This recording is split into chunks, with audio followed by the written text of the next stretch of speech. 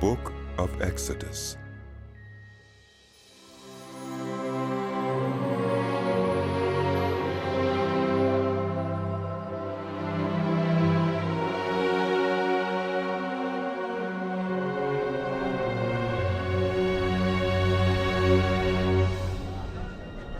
These are the names of the sons of Israel who went to Egypt with Jacob, each with his family: Reuben, Simeon, Levi, and Judah; Issachar, Zebulun, and Benjamin; Dan and Naphtali; Gad and Asher.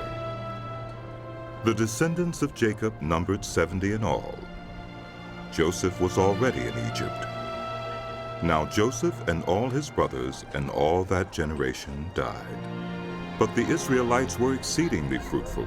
They multiplied greatly, increased in numbers, and became so numerous that the land was filled with them. Then a new king, to whom Joseph meant nothing, came to power in Egypt. "Look," he said to his people, "the Israelites have become far too numerous for us. Come, we must deal shrewdly with them, or they will become even more numerous, and if war breaks out, we'll join our enemies, fight against us, and leave the country." So they put slave masters over them to oppress them with forced labor, and they built Pithom and Ramesses as store cities for Pharaoh. But the more they were oppressed, the more they multiplied and spread. So the Egyptians came to dread the Israelites and worked them ruthlessly. They made their lives bitter with harsh labor in brick and mortar, and with all kinds of work in the fields. In all their harsh labor, the Egyptians used them ruthlessly. The king of Egypt said to the Hebrew midwives, whose names were Shiphrah and Puah, "When you help the Hebrew women in childbirth and observe them on the delivery stool, if it is a boy, kill him. But if it is a girl, let her live." The midwives, however, feared God and did not do what the king of Egypt had told them to do. They let the boys live. Then the king of Egypt summoned the midwives and asked them, "Why have you done this? Why have you let the boys live?" The midwives answered Pharaoh, "Hebrew women are not like Egyptian women. They are vigorous and give birth before the midwives arrive." So God was kind to the midwives, and the people increased and became even more numerous. And because the midwives feared God, he gave them families of their own. Then Pharaoh gave this order to all his people: "Every Hebrew boy that is born, you must throw into the Nile, but let every girl live." Now a man of the house of Levi married a Levite woman, and she became pregnant and gave birth to a son. When she saw that he was a fine child, she hid him for 3 months. But when she could hide him no longer, she got a papyrus basket for him and coated it with tar and pitch. Then she placed the child in it and put it among the reeds along the bank of the Nile. His sister stood at a distance to see what would happen to him. Then Pharaoh's daughter went down to the Nile to bathe, and her attendants were walking along the riverbank. She saw the basket among the reeds and sent her female slave to get it. She opened it and saw the baby. He was crying, and she felt sorry for him. "This is one of the Hebrew babies," she said. Then his sister asked Pharaoh's daughter, "Shall I go and get one of the Hebrew women to nurse the baby for you?" "Yes, go," she answered. And the girl went and got the baby's mother. Pharaoh's daughter said to her, "Take this baby and nurse him for me, and I will pay you." So the woman took the baby and nursed him. When the child grew older, she took him to Pharaoh's daughter, and he became her son. She named him Moses, saying, "I drew him out of the water." One day, after Moses had grown up, he went out to where his own people were and watched them at their hard labor. He saw an Egyptian beating a Hebrew, one of his own people. Glancing this way and that, and seeing no one, he killed the Egyptian and hid him in the sand. The next day he went out and saw two Hebrews fighting. He asked the one in the wrong, "Why are you hitting your fellow Hebrew?" The man said, Who made you ruler and judge over us? Are you thinking of killing me as you killed the Egyptian? Then Moses was afraid and thought, What I did must have become known. When Pharaoh heard of this, he tried to kill Moses. But Moses fled from Pharaoh and went to live in Midian, where he sat down by a well. Now a priest of Midian had 7 daughters, and they came to draw water and fill the troughs to water their father's flock. Some shepherds came along and drove them away. But Moses got up and came to their rescue and watered their flock. When the girls returned to Reuel, their father, he asked them. Why have you returned so early today? They answered, An Egyptian rescued us from the shepherds. He even drew water for us and watered the flock. And where is he? He asked his daughters. Why did you leave him? Invite him to have something to eat. Yes. Moses agreed to stay with the man who gave his daughter Zipporah to Moses in marriage. Zipporah gave birth to a son, and Moses named him Gershom, saying, I have become a foreigner in a foreign land. During that long period, the king of Egypt died. The Israelites groaned in their slavery and cried out, and their cry for help because of their slavery went up to God. God heard their groaning, and he remembered his covenant with Abraham, with Isaac, and with Jacob. So God looked on the Israelites and was concerned about them. Now Moses was tending the flock of Jethro, his father-in-law, the priest of Midian, and he led the flock to the far side of the wilderness and came to Horeb, the mountain of God. There the angel of the Lord appeared to him in flames of fire from within a bush. Moses saw that though the bush was on fire, it did not burn up. So Moses thought, I will go over and see this strange sight. But the bush does not burn up. When the Lord saw that he had gone over to look, God called to him from within the bush. Moses. Moses. And Moses said, Here I am. Do not come any closer. God said, Take off your sandals, for the place where you are standing is holy ground. Then he said, I am the God of your father, the God of Abraham, the God of Isaac, and the God of Jacob. At this, Moses hid his face because he was afraid to look at God. The Lord said, I have indeed seen the misery of my people in Egypt. I have heard them crying out because of their slave drivers, and I am concerned about their suffering. So I have come down to rescue them from the hand of the Egyptians, and to bring them up out of that land into a good and spacious land, a land flowing with milk and honey, the home of the Canaanites, Hittites, Amorites, Perizzites, Hivites, and Jebusites. And now the cry of the Israelites has reached me, and I have seen the way the Egyptians are oppressing them. So now, go.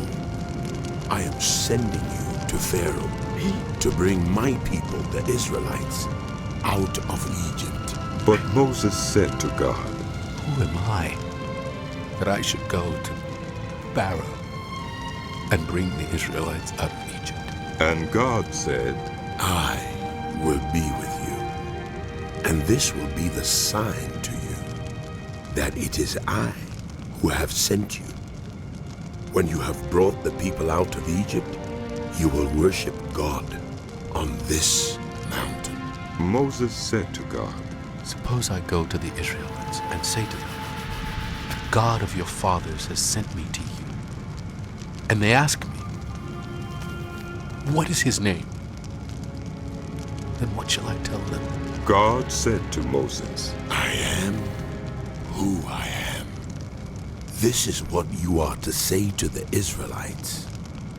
I am has sent me to you. God also said to Moses, Say to the Israelites, the Lord, the God of your fathers, the God of Abraham, the God of Isaac, and the God of Jacob, has sent me to you. This is my name forever, the name you shall call me from generation to generation.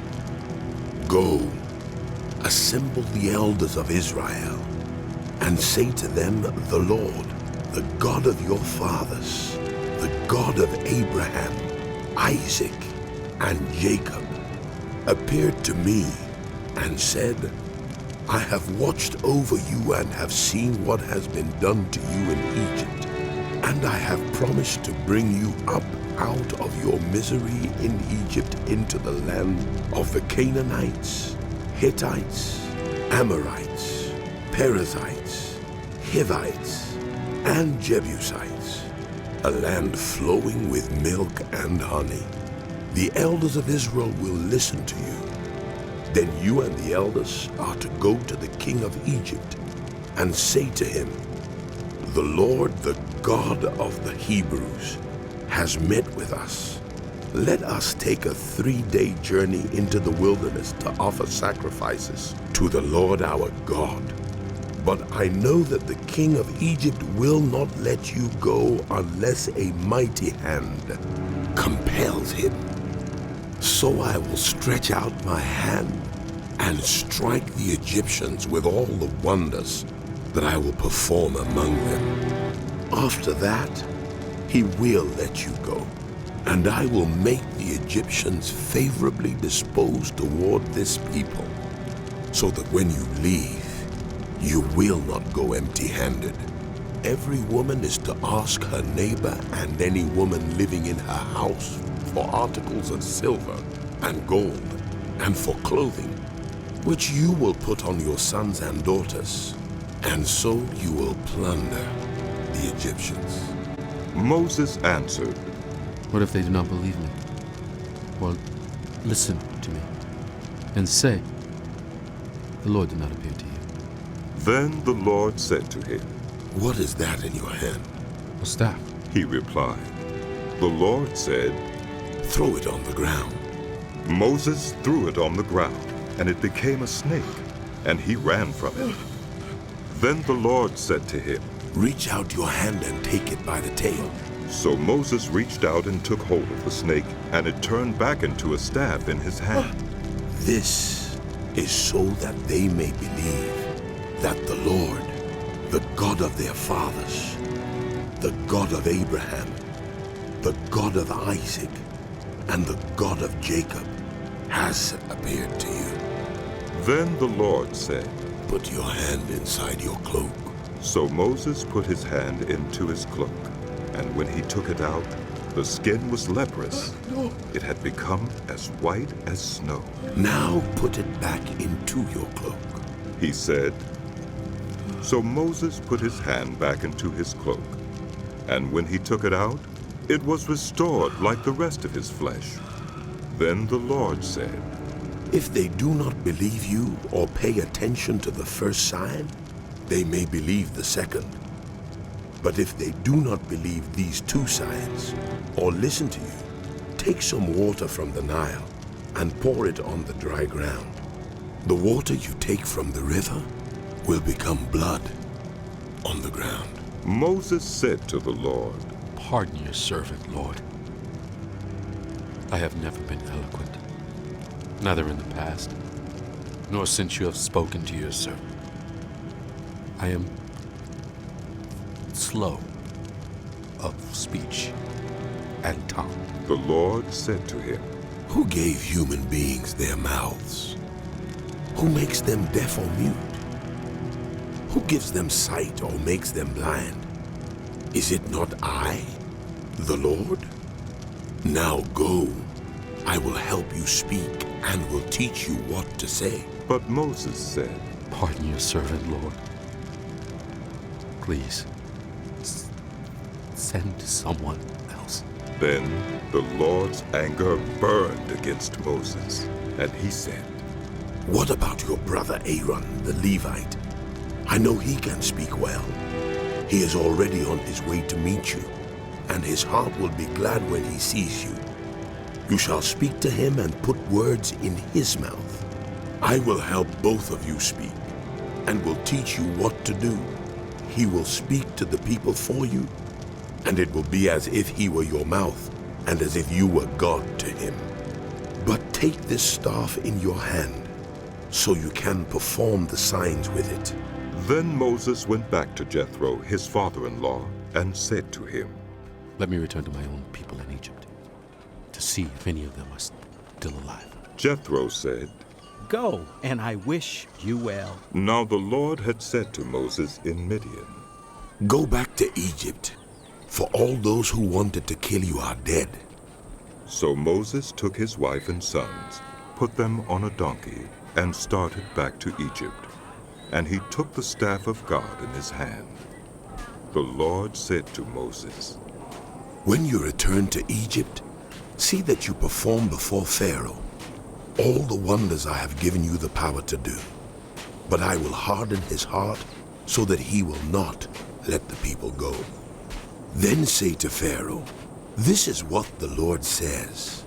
Israel is my firstborn son, and I told you, let my son go, so he may worship me. But you refused to let him go, so I will kill your firstborn son. At a lodging place on the way, the Lord met Moses and was about to kill him. But Zipporah took a flint knife, cut off her son's foreskin, and touched Moses' feet with it. Surely you are a bridegroom of blood to me, she said. So the Lord let him alone. At that time she said, Bridegroom of blood, referring to circumcision. The Lord said to Aaron, Go into the wilderness to meet Moses. So he met Moses at the mountain of God and kissed him. Then Moses told Aaron everything the Lord had sent him to say, and also about all the signs he had commanded him to perform. Moses and Aaron brought together all the elders of the Israelites, and Aaron told them everything the Lord had said to Moses. He also performed the signs before the people, and they believed. And when they heard that the Lord was concerned about them and had seen their misery, they bowed down and worshipped.